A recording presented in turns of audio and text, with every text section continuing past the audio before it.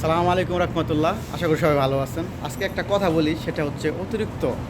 এই অতিরিক্ত জিনিসটা আপনি আপনার জীবন থেকে মুছে ফেলবেন।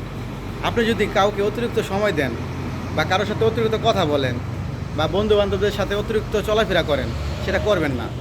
অতিরিক্ত কখনো আপনার জীবনে সুফল বয়ে নিয়ে আসবে না। অতিরিক্ত সময় যদি আপনি কাউকে দেন, তখন সেই মানুষটি আপনাকে সস্তা ভাবতে শুরু করবে।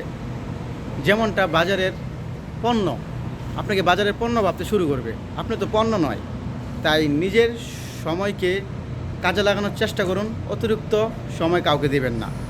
আপনি সাপোজ কাউকে খুব ভালোবাসেন, তার কাছে অপশন আছে আপনার সাথে কথা বলার, আপনাকে কল দিয়ে খবর নেওয়ার, কিন্তু সে আপনাকে কল দেবে না, কারণ সে জানে আপনার অতিরিক্ত সময়টুকু শুধু আপনি তার জন্য রাখছেন।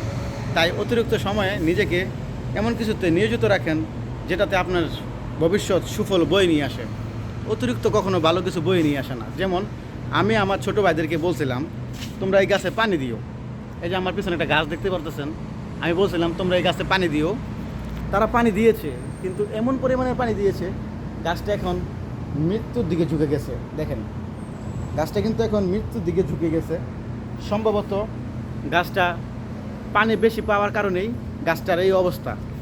তো অতিরিক্ত কোনো কিছুই ভালো নয়।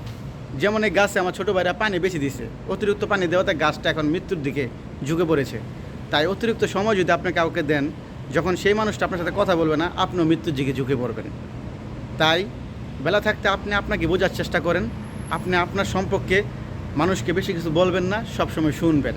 তাতে আপনার জীবনে উন্নতির সেরাই আপনি পৌঁছে যাবেন।